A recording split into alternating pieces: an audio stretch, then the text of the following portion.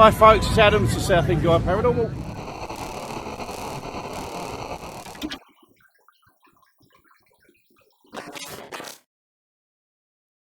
Hi folks, now this is going to seem arse about face because I'm actually out recording from the phone that I've just bought that you're about to see me unboxable, so we'll get that out of the way first. Okay, so as you all know, I have currently this phone, which is my Nokia 9. I've had it for a couple of years and it's I really like this phone, but I have had a couple of issues. One has been going on for quite a while, the other one's just more recent. Now, after the reason I bought the Nokia 9, my Nokia 8, which I instantly still have, and it has been repaired. The screen was smashed to God knows what, but it did still work.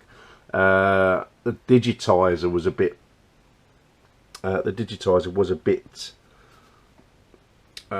hard work, shall we say, but it did still work, and I thought, well, maybe now's the time to get an upgrade, which I did. And I looked at, this was the next one up, which is the 9, and it was just a slightly bigger phone. It had the main attraction to me was that the multi-camera interface on the back of it, and that, I think this is probably the only phone, well, at least at the time when it came out, that could shoot raw images. And yeah, I thought this would be a great thing to have for doing stuff for my channel. And yeah, in all fairness, it has worked out quite well. I particularly like Nokia's dual cam feature. We can use both cameras at the same time and so on. But as I said, as of recently, the camera I started getting some noises, and I had that with the previous one, which turned out to be faulty, and it didn't like to focus too well. And I've also had issues with the camera freezing, and I've tried things that has been suggested on you know, on the old internet, and not really worked. And coupled with the mic not always working, I thought, well, the thing to do now is, you know, we'll look at an upgrade. What I'm going to do with this one, I don't know. Whether I sell it, keep it, I'm not sure. Yeah, I've really enjoyed using this phone. As you can see, I use it for all my ghost tube apps, so I use it for my ghost hunting. Although my Nokia 8 is the go-to phone for when I do the proper stuff. Yeah, one of the issues I had, which was causing me to think, was that when running ghost tube SLS, the phone would freeze, which is not the most conducive thing when you're trying to conduct an investigation. So that was the main issue, and also one or two minor things have also been going on. So I thought, well, now's the time, we'll look at an upgrade. Unfortunately, Nokia didn't do another step up from the 9. It didn't sort of bring out a new improved model. It just sort of left there, which, you know, I was like, oh, okay. I don't really want to go for another make, because I've had Nokias on and off for donkey's years, more than any other phone. You know, right, going back to the 3330 which was the WAP enabled version of the 3210, or 3310, sorry. Right up to the N95, which I loved. I had that for donkey's years. I've still got them in a box down there, actually. Then through to the Lumias, which is the Windows operating. I personally like the Windows system. It was a good alternative to Android and Apple system, and the trouble was that never caught on. So when Microsoft sold off Nokia, as there was no longer supporting the mobile platform, there's another firm that came in, took over it, and they relaunched the Nokias. Right, for some base models up to this, the Nokia 9 was supposed to be the flagship, and as I say, good for the money. I liked it, but they never followed on with it. So they've recently introduced a new model, which is this one. It's the Nokia XR20, and looking at the spec on this, I'm going to go over it when I open it up, but looking at the details of this, I thought, well, this although it might not be as you recall high end as the 9, there are some very appealing details about this phone which I will go on to. So first of all, I'm going to open it up, and we are going around the back here. Open up. We have our new Nokia phone, which is there. So out you come, and immediately it's just compares. Actually, okay, so it's bigger than I thought. Oh, happy days. Oh, that's good. That is a very, very good feature, because as I've said, this part of the reason I bought the 9 was to be able to do live stuff through my channel, as well as doing the ghost hunts. And now that, as you all know, I have a drone, a camera with a reasonable, a phone with a reasonable spec. You need a phone with a reasonable spec on it to be able to do the drone apps. So there we go. That's the new one. That's it's got a nice feel. Let's undo the case. Let's undo the wrappings.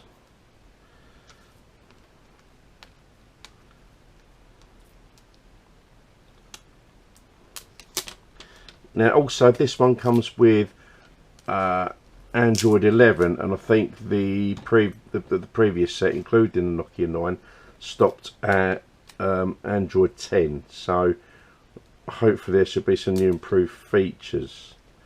Anyway, let's get this off. Push. I'm going about a long way already. Now, one of the features which drew me to... Actually, that is bigger than I thought. Yeah, look at that. So, one of the features of the XR20 is it's of a rugged design. Now, that actually feels slightly heavier than this. And I think part of the reason being is they put the toughest Gorilla Glass available on the screen itself. It's got a nice rugged case. This one, I've actually got a case on it. Unfortunately, I have to take it out of the case when I run it with my drone, so because otherwise the plug doesn't fit in for some reason. But yeah, there's the old case. So yeah, there we go. So immediately, now that the case is off, you can see the difference in size.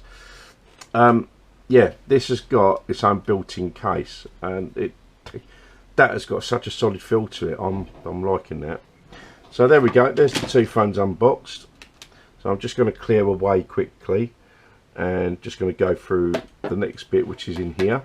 So no wall charger in this box. Well, I think we can all find a wall charger these days, right? That's just a bit. Keep an eye on that, because we're going to need that for the SIMs, or for the SIM card. So in here there should be USB-C, because it is they're all C-type adapters now, which is fine. That's always handy. I've probably not got that many C cables, so one was handy. Yeah, that's literally it. So in the box you have the phone, you've got the SIM card tray tool, one USB-C, and some very brief getting started instructions. Yeah, welcome to your new Nokia XYZ. So bear with, I'm just going to put on, I do believe we have a micro SD card as well that we can put in. Not that I've got one, but that's handy to know. Getting started.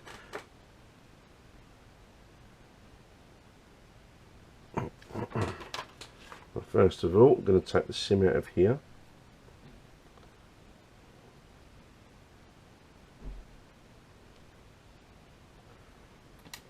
Right, so just pop this one out. There's the SIM. Now the Nokia 9 actually has a dual SIM facility, so I'm just going to push that out. That goes there. Let's open the new tray. So let's open the new tray. There we go. As I say, the XR20, this one, has space for an SD card, which I will do in due course, because the one thing I never did with my Nokia 9 was put music on it. Now I've got a Bluetooth crash helmet. I've just bought a new crash helmet, a Nolan 5 XR100-5, which has a modular system that I can get, which I will be getting in due course. However, it's about 170 quid, so it might have to wait because I've just bought this. So, right, in we go with the SIM. Right, so one SIM. We put that. Oh, you're joking. Now, those of you of an age will remember the first digital phones when the SIM was actually the size of a credit card. That's going back about nearly 30 years now. Yeah, coming up for. Right, so SIM card is in. Yeah, memory card will come up. Right, to charge the battery and switch the phone on. So what I'm going to do now, I'm going to go and plug it in and charge it, and we'll come straight back. So, powering up the XR20.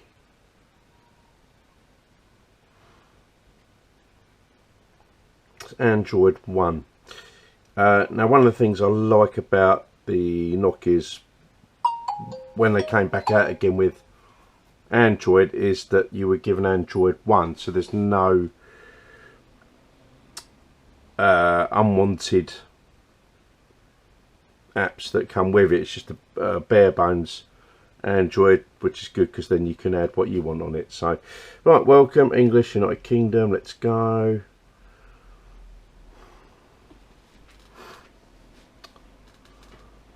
Okay, so connect to a network. Just gonna go that one there. Alright, 26.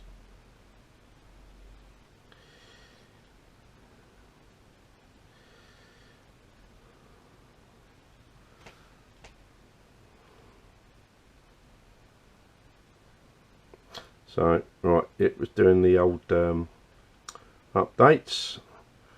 Interesting to know, I think I might have better signal. So where that, my Nokia 9.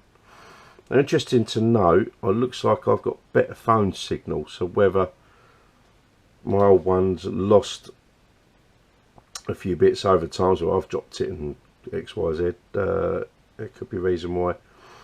But as I said, half the reason I bought the XR20 is because Nokia was at great pains to sell the virtues of its toughness, because we all remember what Nokias of old were like. Back up from yeah, that one. Checking info. Now this should bring across all my old apps. Next, oh, what's that? Open the Google app on your old device. So, guys, alright, open the Google app on your old device. Yep. Say, OK Google, set up my device.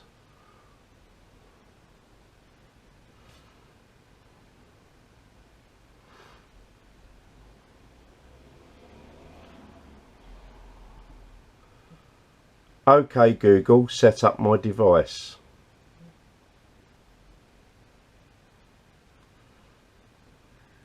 To set up your other device, your phone's Bluetooth and Wi-Fi scans may be used.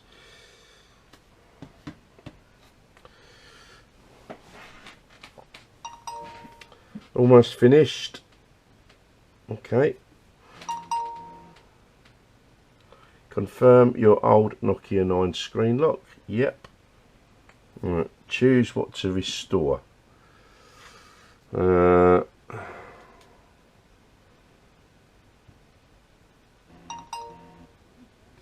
Okay, so I've just told it to restore everything basically. We'll sort out what's. Alright, tap to find out more about each service. Accept. Okay. Access your assistant with Hey Google. Hey Google.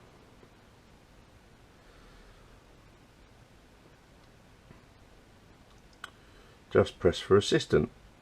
Press the button to talk at any time. Okay. See, that's another thing with the with my Nokia 9 having the intermittent mic. Sometimes the Google Assistant didn't work. Admittedly, I prefer Cortana. I thought Cortana was an excellent assistant. I can't speak for Siri. You Google Pay for fast. No, we won't. No, because I like to pay cash. Thank you. Setting up a few more things now. Set up a few more things now. We'll find them later in settings. Review additional apps. No, we'll leave that. Thank you. Right, getting phone ready. So now it's just going to set up. Everything seems cushy so far. Obviously, the main thing for me, as with any phone, is all the data that was held on there, texts, mainly phone numbers, and pictures. That we'll see them on this one. Alright, so I'm going to let that do its bit, and we'll come right back.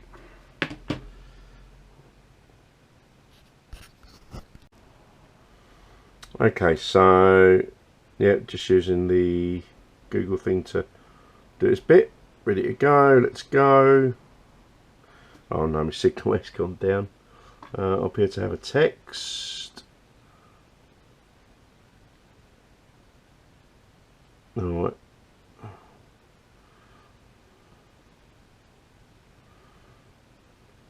So yeah, just bring it across though. So obviously I'm gonna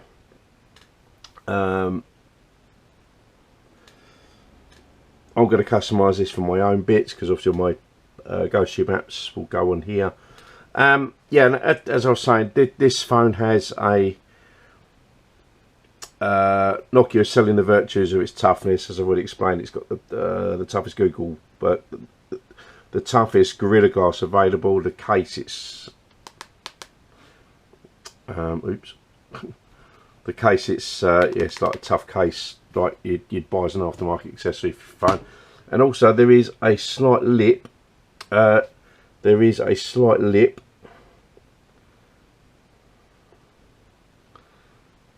as well, just around the glass, like you'd get in one of these. Again, just for a bit of protection. So we're going to go on this. Spec wise, it has 48 megapixel rear camera, whereas the Nokia 9 has 5 times 12 megapixel camera, and I think they interpolate, so you'd actually get a 60 megapixel. Don't quote me on that. Yeah, but that is high. Also, video recording. Now the XR20 records up to HD. The Nokia 9, that actually goes up to 4K, so we'll lose out in that respect. As regarding front cameras, the XR20 has an 8 megapixel front camera which can shoot up to HD, so it's 1080.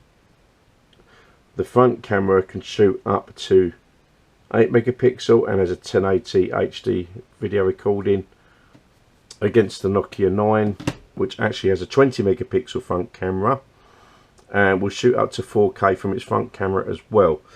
However, all well and good, and I have tried it and it's amazing, but again, if the camera's going to play up, what's the point in having it? So again, you know, in some ways I'm dropping back down a little spec wise to the XR20, but if I want a camera that's I want a phone that's reliable. And as I said, recently the issues I've been getting is not conducive for what I want to do. You know, so coming up, I'm approaching 1,000 subscribers.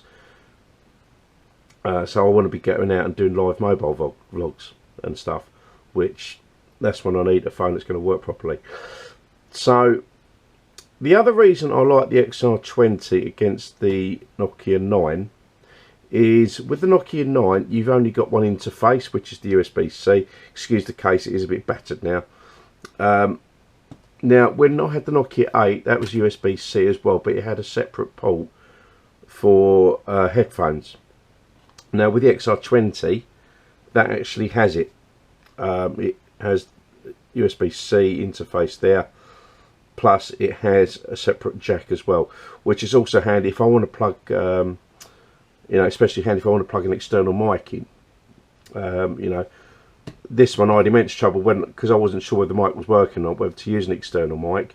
But when I plugged an external mic in, I couldn't keep it charged at the same time.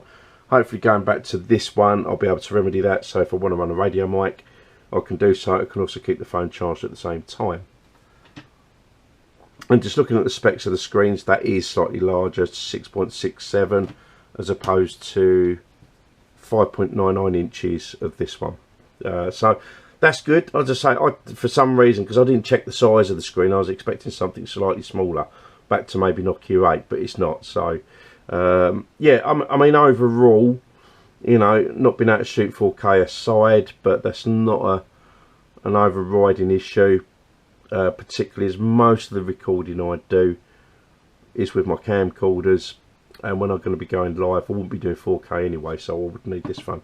The other thing as well, this is 5G compatible, whereas this one's 4G, so again, if I want to make use of that at some point, then that's there. So anyway, that's pretty much it. Yeah, I'm going to sort of get on now. I'm going to plug this back in for charging because it's setting up. There we go, that is the Nokia XR20 in a nutshell.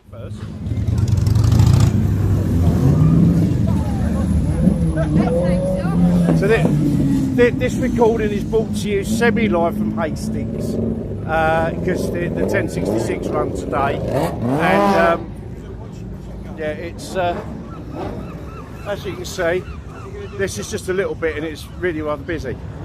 And it's interesting to note that the organisers, or the organiser, has actually retired. So Hastings Borough Council basically managed to get a little bit of organisation in so it could go ahead, and absolutely fair play to them. The only downside is this year, because there isn't an organiser behind it, there isn't any trade stalls, which is, you know, something to look forward to. But that's the only downside, really. I'll say it's going to be a little bit of drone footage at the end of this, so you can see just how much is down here, and it does absolutely dwarf. It does absolutely dwarf the Southend Shakedown, which I've probably pointed out in previous videos. Our event is a lot smaller. We don't have the same. We don't have the same capacity. Hello. Yeah, that's up a bit. Where's the bitch down here? Just get funny people. Anyway, yeah. As I was saying, I think I've said in the previous video. Southend doesn't have the same capacity that Hastings, Brighton, and Maidstone have. So, okay, we're crossing. Basically what we're going to do, I'm just going to put my camera up there, I don't think you can see it. We're about to go up on that cliff lift so I can get some nice aerial pictures, and yeah, you'll be able to see the benefits of that at the end of this. So yeah, there we go. So that's why I'm out. This is Hastings 1066, and it is mental. No other word for it. And it's nice to actually go on a run now that one of my bikes is now actually on the road. My Honda should be coming back on the road next couple of weeks, so we'll be up to 75% strength.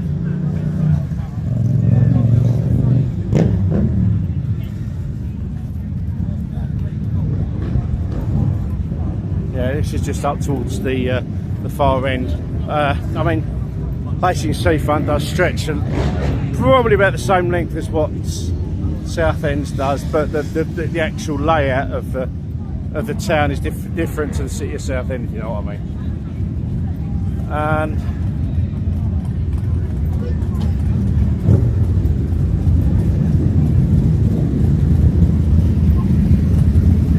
I dare say the traders down here are a bit more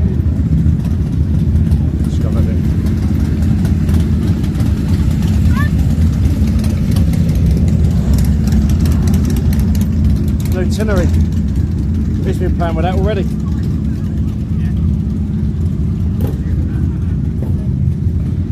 That's the only downside, if you know what I mean. Yeah, so I mean, actual recording wise, now this weekend with the last couple of weeks, well, the last 4 months, me burning the candle at both ends, something had to give, and I have been a bit under the weather over the past week. I'm better today, thankfully, but where I was zapped out on the weekend, I didn't actually manage to go out and do some recording. Having said that, I've got a few more plans underfoot, which we shall be getting underway as soon as we can. So yeah, so this weekend didn't actually get out and do any recordings, but we're going to try and get out this week at some point and do some bits. Content wise, this week it's going to be the third part of my Dover recordings, and then the paranormal, the proper paranormal stuff starts again after that. So you've got all that to look forward to. Anyway, I've got to sign off there. Yeah, it's a little bit of a shorter one this week, but there we go. So yeah, as I said, third part of my little Dover soiree this week, and then we're back to the paranormal stuff after that, and that is an NC30. I love them. See you later. Ta-da.